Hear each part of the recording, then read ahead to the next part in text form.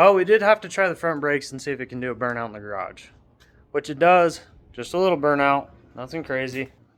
Here's a quick little video of me putting the front brakes on this thing. Took it to the car show.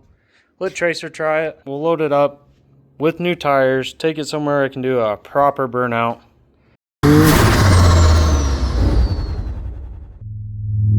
Starting the brakes on the Cummanshee. We have a bunch of parts that we need to install, fabricate some stuff, weld on some new spuds. I will be needing to cut this weld out right here and some of the bolts, I guess. And we're gonna get this set up the right way.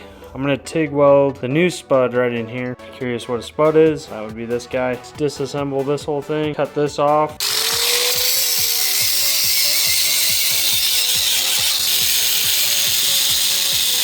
We're moving on to the fabrication process. Well, mostly just grinding out old welds. We have got all of this off finally. We're trying to clean this up. So I didn't know that there's like a bushing back here that this rides on. What I'm trying to do here is clean up this weld and this ring, and then we're re-weld it on there, and then we'll put the spud on. Right now I'm just trying to go around this and make it a circle.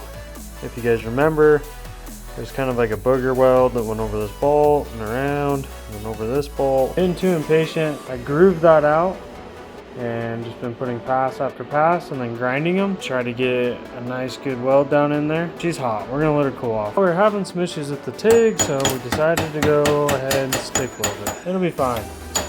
Promise, it'll be fine. If that one booger weld held, these will hold. Starting to get this all dialed in. Cleaned up this weld because I didn't trust it. Making sure everything's all straight. It all levels out good, so I just leveled off of this plate and then leveled off the spud. I mean, looking down it and everything, looks like it'll sit pretty level. Yeesh. Might have to fix that weld too. Probably a good thing that we're replacing this. That looks a little sketchy. All right, onto this side.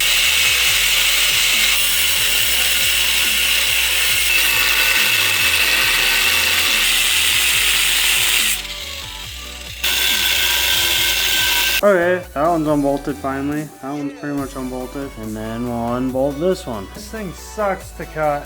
We're just using a cut-off wheel and a grinder, making stuff happen though. Grinding into weld should be like pure metal, not this popcorn looking stuff. Got this down to the flange in here so that I can have a level flat surface to put the spud on. Then I'm gonna clean up this weld, probably TIG wash it, try to get all the porosity out of it. Oh yeah, you guys remember Josh that sold me the Cummanshee? That's all I can possibly say. Well, he's been watching the YXZ videos and now he really wants one. So we started talking back and forth and I told him just come drive Scrappy, see if you actually like one. So here's a few clips of him ripping Scrappy. He was super stoked after getting to test drive it. We'll see if Josh gets a YXZ. Maybe he'll come out to the dunes with us.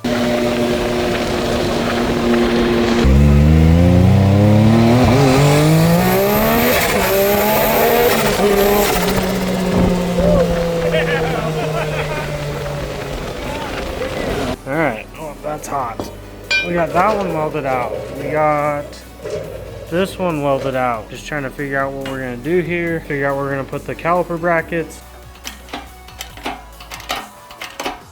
Hack the bearings and send the seals in. Anybody else like me? They just lose their mind. You're gonna obviously have to brake clean all this because I'm not the cleanest person when it comes to this. See?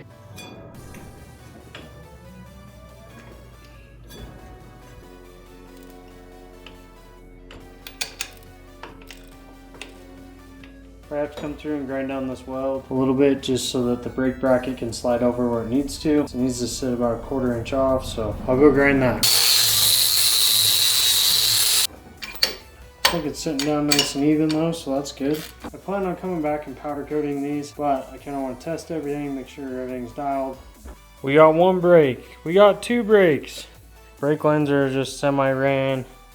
We're gonna try this master. Got it full fluid, got it placed in the right position. Still trying to figure out the brake lines and what to do. I wish I had enough line to run it to the front, through the middle and up. We're gonna work with what we got. At least test this and see if it's gonna move the fluid enough to collapse these bigger piston calipers. This is the one-man bleeder system. I know everybody knows about this, but thought I'd show it anyway. All right, let's end the night there. If I spin this, it doesn't have an axle nut, but I mean, That thing is locked. The cheap Chinese Honda Goldwing has plenty of plunger pressure, I think.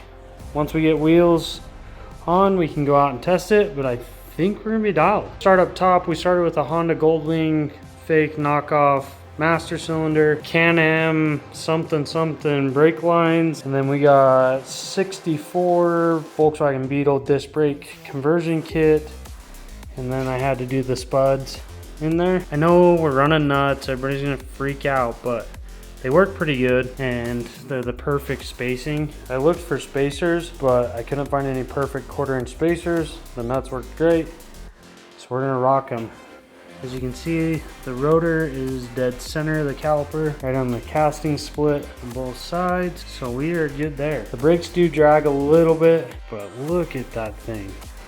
We finally got wheel studs. So you know what that means? We can put this all together and we can finally ride the Cummanshee. It's been a minute. And up on jack stands waiting for parts. It's honestly turning out pretty good. I'm very happy with the way this is all going. Hopefully those brakes are pretty strong. Now figuring out that these are 1.5s, not 1.25s on the threads.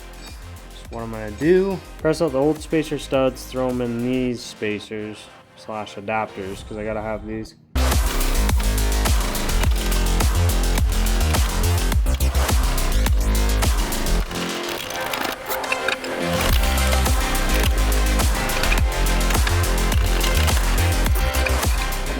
The final steps.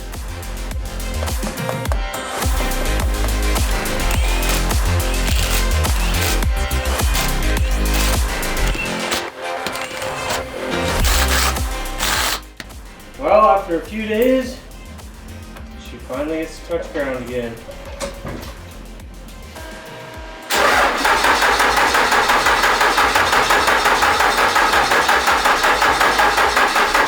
I knew I should have plugged it in the tender last night. Josh gave me the tender.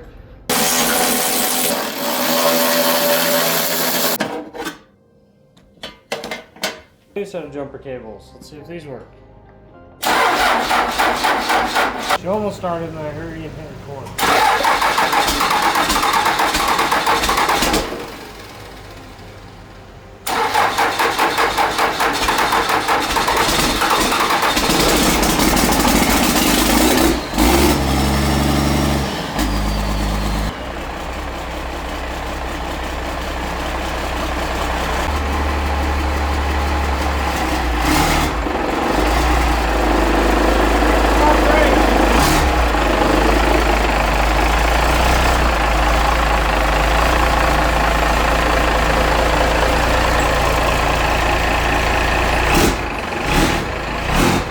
Okay, we're already gonna need more braking power. Maybe break the rotors in a little. Alright, we got Tracer riding it. Hold on, you got a car you'll run over.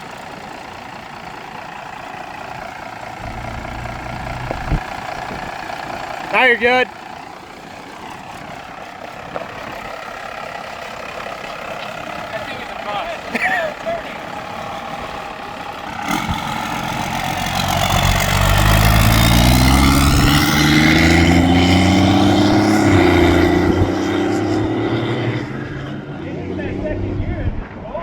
Well, we'll see what Tracer's reaction is of it.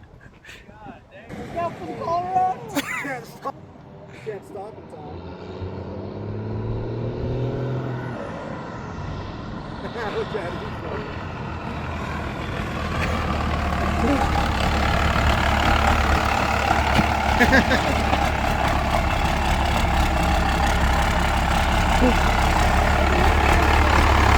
it. Dude, you wrangled it! Dude, that thing is awesome. Give it a good blip. What?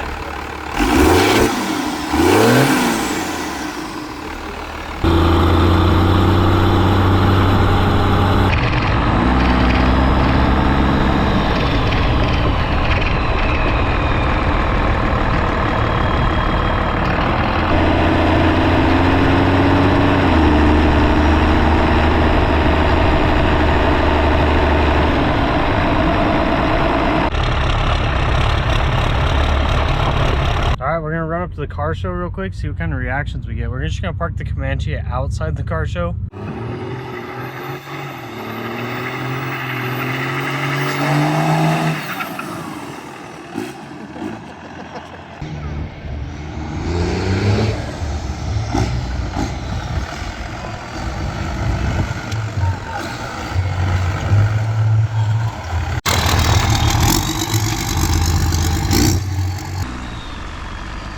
Okay, so rolling into the car show, it was cool just seeing everybody's reactions. People were like following me to this corner, looking for parking spots. Luckily Tracer's brother spotted me. Found me a parking spot, just backed up into it. Now look at the turning radius you got. The bars are fully turned here. So we got a little bit of a crowd worked up. One of the guys started talking with me and he's like, let's get this in the show. And I was like, well, if you can get me a spot. He's like, yeah, pull around to this gate. So here we are pulling in. You can see how shaky this thing is. Like, it is riding a rigid frame.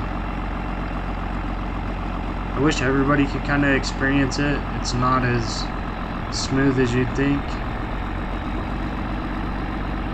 Some really cool rigs, cars, everything at this car show. Being a smaller town Santa Quinn car show, I wasn't expecting this, but some really cool stuff out there. If you guys get a chance, go out next year, check it out. So here's the perfect spot he found me, right through the gate too. And it looks like I'm gonna hit that guy that's sitting in his chair, but it's not even close. The GoPro does some weird stuff when you start using wide angle lenses.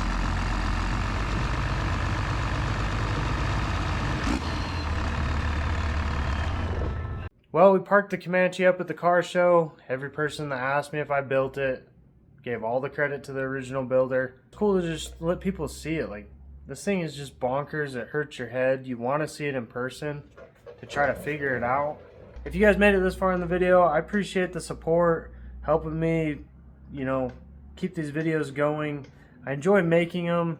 I'll get better over time. I think the next thing we got to build for this, though, is a hitch. So yeah, if you made it this far, you know the secret operation that's going on the back end.